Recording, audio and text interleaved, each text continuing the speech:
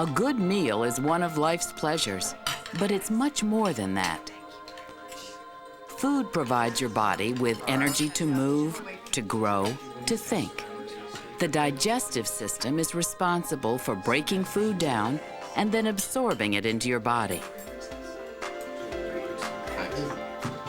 The thought of this food is great.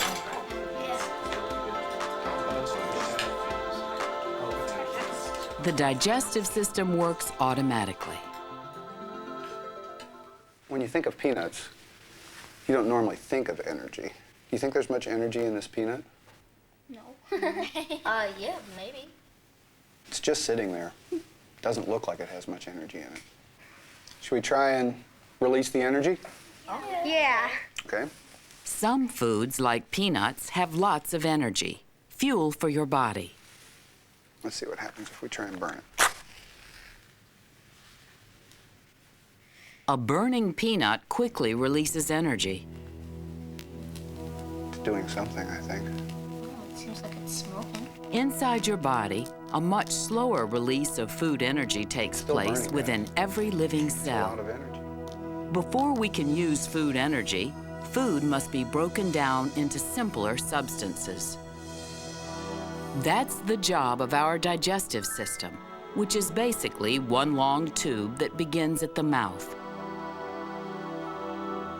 The main parts of the digestive system include the mouth, where we taste, chew, and swallow food. 3 pairs of salivary glands that moisten food and add digestive chemicals. The esophagus, a tube that passes food from the mouth to the stomach, which is a muscular sac where more digestion takes place. The pancreas and liver produce digestive chemicals that are added in the small intestine. The small intestine is where most digestion takes place and where nutrients are absorbed into the bloodstream. The large intestine absorbs liquids and vitamins, leaving behind solid waste, which is eliminated through the anus. It takes about 24 hours for food to travel through the entire length of the digestive system. When we swallow, that starts a series of contractions that push the food through our digestive tube. So let's let this tube represent our digestive system, and we'll let this be a bite of food, some kind of food. Okay, I'll try and get it going. Special muscles throughout the digestive system squeeze together in a traveling wave that pushes food in front of it.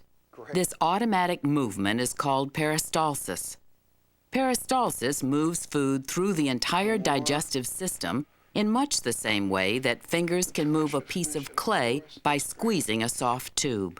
Here comes our food. Thanks to peristalsis, food moves through the digestive system even when you're upside down. The digestive system starts working as soon as you put food in your mouth.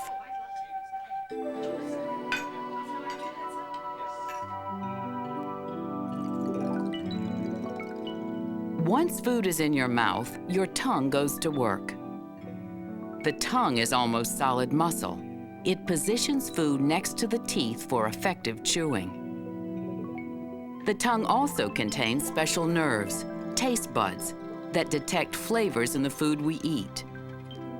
Teeth chop and grind food and mix it with saliva, fluid made by the salivary glands. Saliva contains special chemicals called enzymes that help break down large food molecules into smaller ones.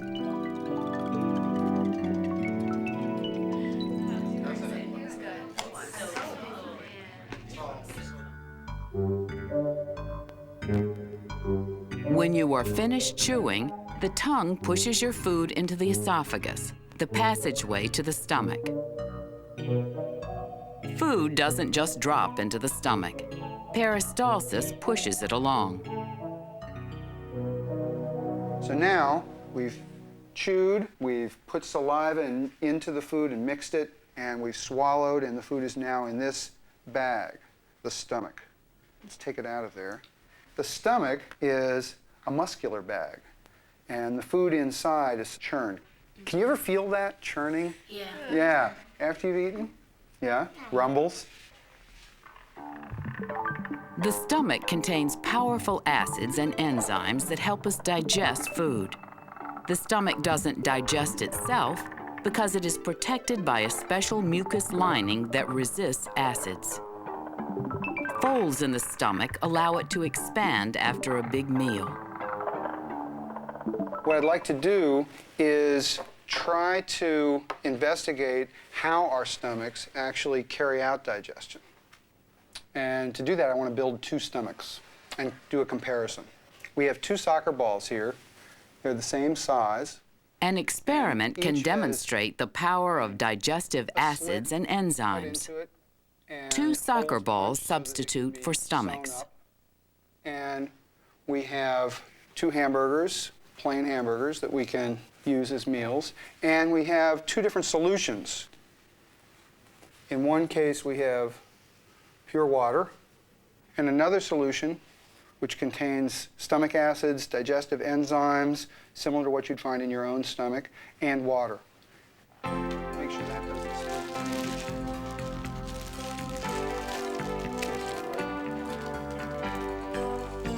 All the way in there. Thank you. Good. Good.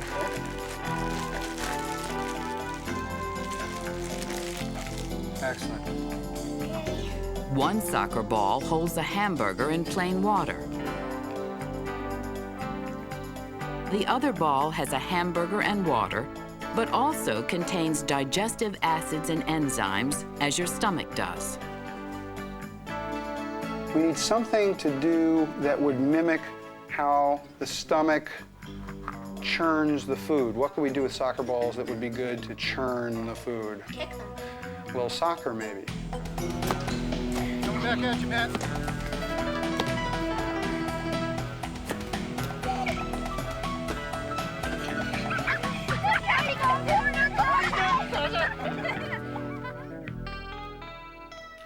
So, now that we've kicked these things around and we've modeled the way that our stomachs work on foods to carry out digestion, let's see what's inside.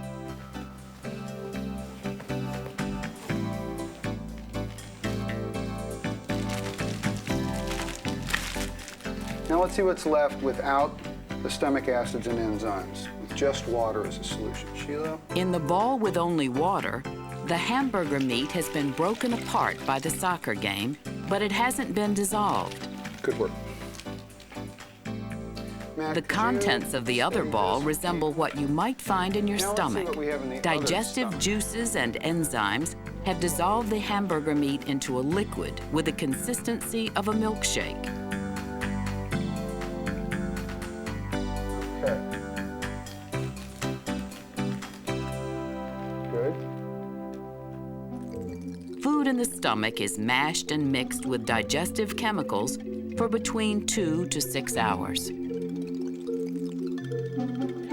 right, we'll just It can be hard to stop eating a good meal, but your stomach only holds so much. Whew, I'm full. Catch a better game of Buffalo, actually. How much food fits into the average sixth grader's stomach? This shows how much your stomach will hold. Just about 3 pints. Food stays in the stomach until there is room for it further along the digestive system. Food leaves the stomach little by little as it is squeezed into the small intestine. So when the food is finished in the stomach, it gets passed on to the next piece of our system, called our small intestine. This tube is over 20 feet long in our bodies. Let's take a look at it. This is a very, very long, coiled, relatively small tube that food seeps through. Do you want to try this one on? Pass it around. So this is where we've got more digestive enzymes, and slowly but surely the food is being absorbed into the bloodstream. Yeah, that looks great. The small intestine is where most digestion takes place. It's a very slow process, but in this greatly speeded up view, food is visible as it moves through the small intestine. Additional digestive juices are produced in the walls of the small intestine, and still more juices are sent from the liver and pancreas. These digestive juices complete the breakdown of food into molecules small enough to be used by the body. I've brought in a hose which is cut to just about the length of your small intestine. Let's unroll it and take a look at it. Caitlin, could you hold one end and let's roll it right out in a straight line here. Matt, good. The small intestine may be as long as 6 meters. Why do we need so much? The length of the small intestine gives the body plenty of opportunity to absorb nutrients from food. And Joseph, good work. In addition to your small intestine being 20 feet long, it has folds and bumps on the folds to increase the surface area. Throughout the folds inside the small intestine are millions of tiny finger-like bumps and projections called villi. Villi greatly increase the area of contact between digested food and your small intestine. With wire and drawings, you can get an idea of how villi expand the contact area between the small intestine and food. The plain circle represents a slice of intestine without villi. The squiggles in the other drawing represent a slice of intestine with villi inside. JP, could you and Shiloh show us what you've come up with?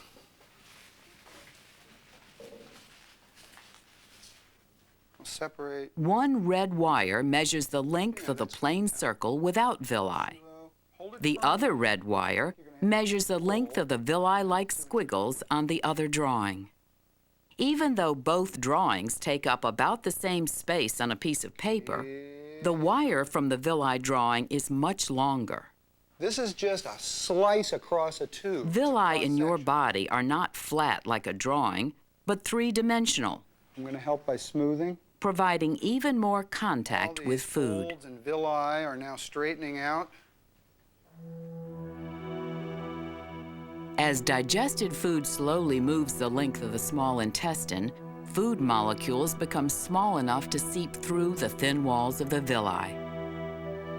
Nutrients from the food you ate hours ago are finally absorbed into the body.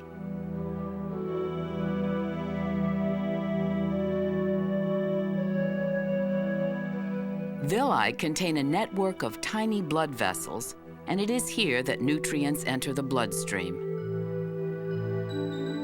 The bloodstream circulates nourishment to every living cell in the body. But most nutrient-rich blood is first directed to the liver.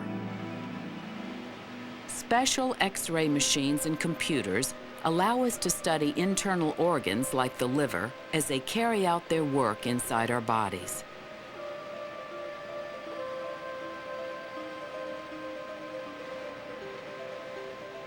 The liver is a complex and important organ with dozens of jobs. The liver is the largest organ, internal organ in the body, and it's the main chemical factory. The liver also stores nutrients sent from the small intestine, providing a steady supply of nutrition to the bloodstream, even between meals. The Washington Redskins. The digestive system does not absorb everything we eat. Every nutrient that can be used for energy, growth, and repair will pass through the villi into the bloodstream. Some foods, especially fruits and vegetables, contain fiber. Fiber is not digested, but instead helps move food through your body.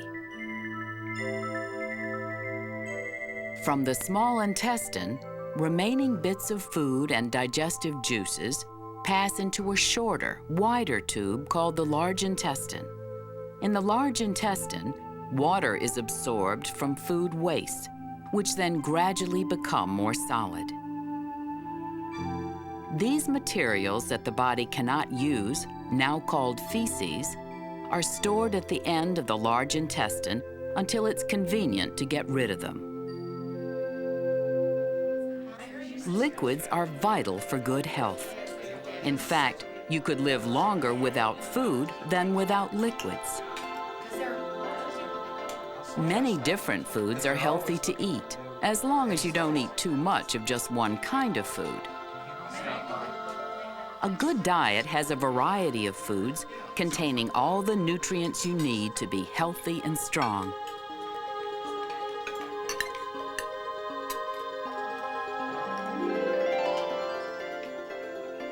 Somehow, there's usually room for dessert. I think Thanksgiving.